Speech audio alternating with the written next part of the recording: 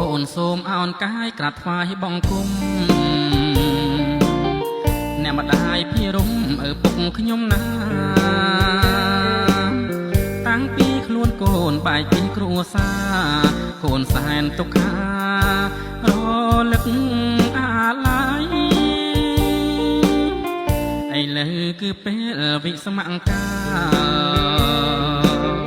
កូនត្រេកត្រអាលបានជួបលោកថ្លៃកូនរៀបចប់ចេញចាវិទ្យាល័យអោអ្នកម្ដាយថ្លៃ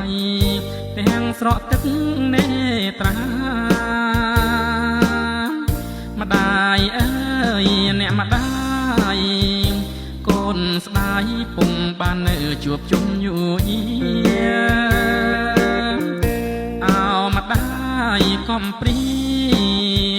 កូនសូមលាទៅតវិជ្ជាទៀតហើយអោអ្នកម្ដាយថ្លៃសូមម្ដាយកុំយំសូមម្ដាយភិរមនៅបានសុខស្បាយចិត្តដល់ថ្ងៃកូនបាញ់ម្ដាយទៀតហើយដើម្បីបំពេញចិន្តាលោកថ្លៃអើយ